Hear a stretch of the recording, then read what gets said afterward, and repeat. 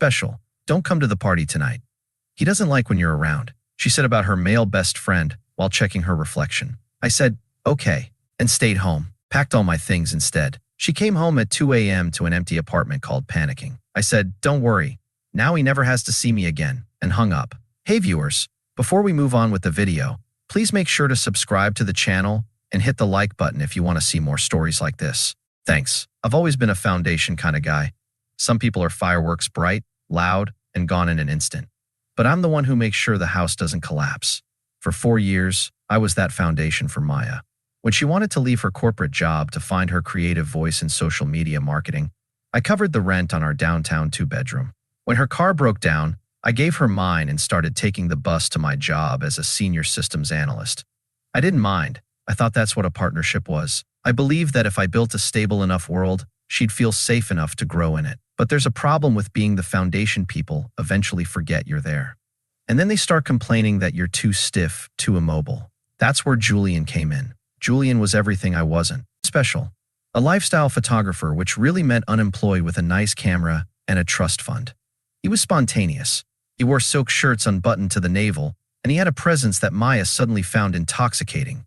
Almost overnight, he became her male best friend. At first, I tried to be the cool boyfriend. I invited him to dinner. I made an effort to talk to him about his work. But Julian had this subtle, sharpened way of making me feel like an outsider in my own home. I remember one Tuesday night. I'd spent 10 hours dealing with server migrations, and when I got home, they were in the kitchen, drinking a bottle of wine I had been saving for our anniversary.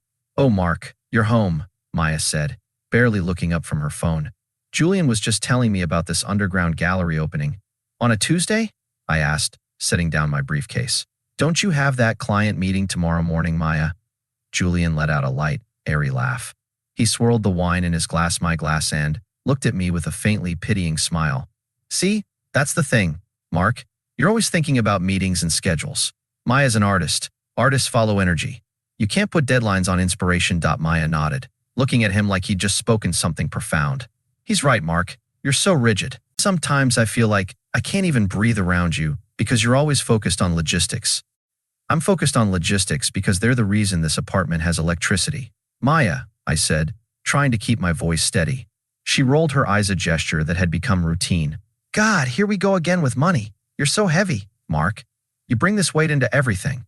Julian and I were having such a light, beautiful conversation, and the second you walk in, the vibe just dies. "The vibe dies because I'm tired," I replied. "And I'd like a glass of the wine I bought." Julian stood up and patted me on the shoulder with practiced condescension. "Relax, man. We'll leave you to your spreadsheets. Come on, Maya. Let's go somewhere the energy's better." When the door clicked shut behind them, I sat in the quiet kitchen and stared at the empty wine bottle. That was the first time she called me heavy. It wouldn't be the last. Over the next 3 months, I became a ghost in my own relationship. I was the provider when bills were due, but a burden when it came to anything fun. Maya stopped inviting me to her work mixers. Julian always went instead. She stopped sharing her days with me, saving those conversations for their 5-hour brainstorming sessions. The disrespect didn't come all at once. It was a slow, painful leak. She started comparing our lives constantly. Semi-promotion. She'd bring up a vision board Julian helped her create. If I suggested a quiet weekend away, she'd say Julian thought I was stifling her growth. The breaking point wasn't loud. It didn't come with a fight. It came with a moment in the mirror. I realized I was funding a life I wasn't allowed to be part of. I was working the stable, predictable job, so she could live like a socialite with a man who treated me like I was there to serve a purpose. So I started making my own logistical plans. I didn't tell her. I didn't argue. I just quietly began separating my life from hers. I moved my savings into a private account. I signed a lease on a new place. I waited for the moment when she would finally stop pretending. I didn't have to wait long. The Friday of the Black and Gold Gala was when the foundation finally cracked. This wasn't just any party. It was the launch of a new creative collective Julian had been consulting on for weeks. Maya had been obsessing over it. She bought a $300 silk slip dress and a pair of heels that cost more than my monthly car payment, all charged to our joint credit card. I walked into the bedroom and found her standing in front of the full-length mirror, adjusting the strap of her dress. She looked breathtaking, but when she saw my reflection in the glass, her expression didn't soften. It tightened. "What are you doing, Mark?" she asked. Her voice clipped. "Getting ready," I said, loosening my tie. "The gala starts at 8, right?" She stopped and turned to face me, letting out a long, tired sigh. "Mark? About tonight. I think it's better if you stay home. I froze, my hand still on the zipper of my suit bag. Excuse me? Don't come to the party tonight, she said, turning back to the mirror as she applied a layer of dark red lipstick. It's a very specific crowd, creative directors, influencers, people in the flow. Julian and I talked about it, and he doesn't like it when you're around. The air in the room suddenly felt thin. Julian doesn't like it when I'm around? At a public event? When you're attending as my partner? Don't get technical, Mark. This is exactly what I mean. You're already turning it into an argument. Julian says that when you're there, I'm constantly looking over my shoulder, worried you're bored. You make the energy heavy. He says he can't be as true. Creative self when he feels the weight of your corporate judgment? My corporate judgment? I repeated, my voice dropping. You mean the judgment that paid for that dress?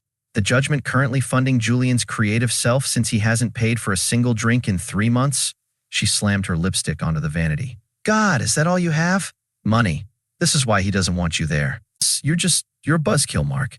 You're a safety net that started to feel like a cage. Tonight is about my career. And honestly, you're not part of that flow. I looked at her, really looked at her. The woman I had sacrificed my own dreams for stood there, dressed in the results of my work, calling me a cage because a trust fund parasite found my presence inconvenient. The old me would have argued. I would have raised my voice. But I had already signed the lease on the new apartment. I was just waiting for the final push. Okay, I said. She paused, her hand halfway to her earring. Wait, what? I said, okay, I won't come. She blinked, almost disappointed that I wasn't pushing back. Oh, well, good. It's for the best, Mark. Really. Why don't you just order a pizza? Do whatever it is you stable guys do. I'll be home late. I'm sure you will, I said. She grabbed her clutch and walked out. The second the door shut, the waiting ended. I didn't order a pizza. I picked up my phone and sent a one-word text to a number I had saved a week earlier. Go. 10 minutes later, a white, unmarked van pulled into the loading zone of our building. 2 professionals who specialized in discreet, rapid relocations met me at the service elevator. I had been a systems analyst for a decade. I knew how to move data without leaving a trace. Moving furniture was just a physical version of the same principle. Everything with a blue sticker stays, I told them. Everything else goes. I want this place to look like I was never here. They worked with clinical precision. As they dismantled my desk and packed my books, I walked through the apartment one last time. I felt like a ghost in my own life. I cleared out my shaving kit and my expensive cologne. I left her luxury soaps and her 10-step skincare routine untouched. By 11:30 p.m., I was standing in my new apartment across town. It was smaller, but higher up. The walls were white. The floors were dark hardwood, and through the floor-to-ceiling windows, the city lights looked like a circuit board. It was clean. It was quiet. It was mine. At 2:12 a.m., my phone started vibrating against the glass coffee table. Maya calling. I let it ring. Then the text came in. Maya, Mark, where are you? The lights are off. Maya, Mark, where's your dresser? Why is the closet empty? Maya, what the hell is going on? My key didn't work on the top lock. Answer your phone. I picked up on the 5th call. Mark, her voice was jagged with panic and anger. Where are you? What did you do? All your stuff is gone. The apartment it's half empty. It's not a robbery, Maya, I said calmly. It's a relocation? What are you talking about? I just got home. I was downstairs in an Uber. We were going to have an after party here. You can't just leave. Where are you? I'm in my new life, I said. I realized you were right tonight. I was a cage. I was a weight. So I did the only logical thing a systems analyst would do. I paused. I removed the redundant variable. Dar, you're being insane, she screamed. You can't just end a 4-year relationship because I told you not to come to one party. Come back, right now, and bring your stuff back. We can talk about this in the morning. There's nothing to talk about. Maya, you told me Julian doesn't like when I'm around. You said I ruined the vibe, so I'm giving you exactly what you asked for. I'm removing the heavy judgment from your world. Mark, please, she said, her voice softening into that manipulative, breathy tone. Julian is right here. He thinks this is hilarious, but I'm actually scared. I don't have the rent for next month without you. You know that. I looked out at the city lights. I didn't feel a trace of guilt. Tell Julian to find his creative flow and use it to pay the landlord, I said. Since he's the one who doesn't like me being around, I decided to make it permanent. You're a monster? She spat. You're doing this to punish me. No, Maya. I'm doing this to preserve myself, I replied. Don't worry. Now he never has to see me again. I hung up and blocked her. Special, the first month of my new life was defined by silence. But while my world had grown quiet, Maya's had become chaos. The logistics she despised were finally catching up to her. Our rent was $4,000 a month. Maya's creative consulting brought in maybe $1,500. Julianne, as I suspected, had the financial footprint of a ghost. The flying monkeys were the first to breach the perimeter. 2 weeks later, I got a call from her mother, Linda. "Mark, Maya is in a complete state," she snapped. "Do you have any idea what you've done? She's received a notice to quit from the landlord. She says you closed the account." "I didn't close her account, Linda," I said. "I closed my account. Maya is an adult. She wanted her freedom, and now she has it. This is retaliatory, and frankly, it's beneath you," Linda hissed. "You were the provider. You have a moral obligation to make sure she isn't on the street. You need to go over there, pay the arrears, and sit down like a man." "Linda, let me be very clear," I said. "I have no obligation to a woman who called me a cage while wearing clothes I paid for. If she's worried about rent, tell her to ask Julian. I hear his creative flow is very lucrative." I hung up before she could respond. A few days later, I heard from Sarah, a mutual friend. "It's bad, Mark," Sarah sighed. "Julian is gone." The second the eviction notice hit the door, he suddenly discovered a calling to do a shoot in Tulum. He left her with the utility bills and a dry cleaning tab.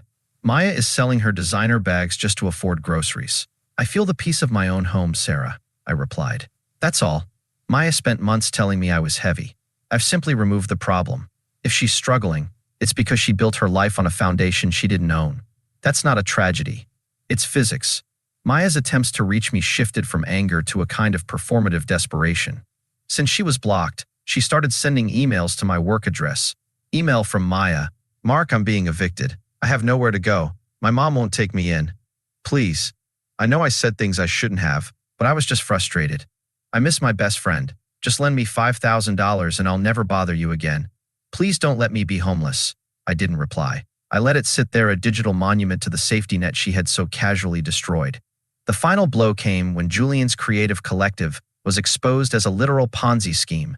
He hadn't been a consultant, he'd been a recruiter for a fraud ring. Her reputation in the marketing world was destroyed overnight. 8 months later, everything looked different. I had been promoted to Director of Systems Architecture, standing in the VIP lounge of the city's most prestigious tech gala, about to receive an Innovator of the Year award. I had just finished a conversation with a venture capitalist when I noticed a woman standing near the service entrance. She was wearing a dress I recognized, the same silk slip dress she had worn the night she told me not to come to the party, but it didn't fit the same anymore. She looked diminished. She was working the event as a brand ambassador, handing out gift bags to the very people she once pretended were her peers.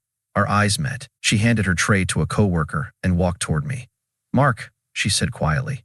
"Hello, Maya. You look incredible. I saw your name on the program. I couldn't believe it. It's been a busy year," I said. "Mark, I've tried to reach you so many times. I'm so sorry. Julian was a monster. He used me. I'm living in a boarding house. Mark, I'm working 3 jobs just to stay afloat." She reached out to touch my arm, but I stepped back. "I heard things were difficult for you," I said calmly. "Difficult? It's been a nightmare. I realize now, you were the only real thing in my life. You were my rock. Can we just go somewhere and talk? I don't want your money, I swear. I just want to hear your voice." "You are hearing my voice, Maya. What it's telling you is that there's nothing left to discuss." "How can you be so cold?" she sobbed. "After everything? Does it mean nothing to you now?" "It meant everything to me then," I said, my voice calm and steady. "But you made a very specific choice. You told me my presence was heavy. You said I was a cage. I simply respected your opinion.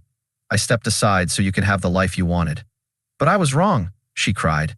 "Being wrong doesn't undo the damage," I replied. "You didn't just make a mistake, Maya. You spent months systematically devaluing the person who cared about you most. You lost me because you showed me exactly who you are when you think you don't need me anymore." She looked at me, her face twisting back into that familiar mask of entitlement. "So what? You're just going to stand there in your expensive suit and watch me drown? You're going to be that guy?" "I'm not watching you drown, Maya," I said, glancing at my watch. "I'm not watching you at all. I haven't thought about you in months. This moment is the first time I've spent more than 10 seconds considering your existence since I changed my locks." "I hate you," she hissed. "You're a robot." "Maybe," I said with a faint smile. "But the robot is happy. The robot is successful. And the robot is finally free of the vibe you brought into my life." I looked past her toward the stage. "Let's go, Maya. They're calling my name. I'd wish you luck, but I think you've already had all the luck you're ever going to get. You just traded it all for a vibe." I walked away. I didn't look back to see her standing there in her wrinkled dress. I walked onto the stage, the lights warm and blinding, and accepted my award. As I looked out at the crowd, I realized the most satisfying part of the night wasn't the trophy in my hand. It was that when I glanced toward where Maya had been standing, she was already gone. And for the first time in my life, the silence was perfect. Thanks for watching. Make sure to subscribe to the channel and hit the like button. What do you think about this story?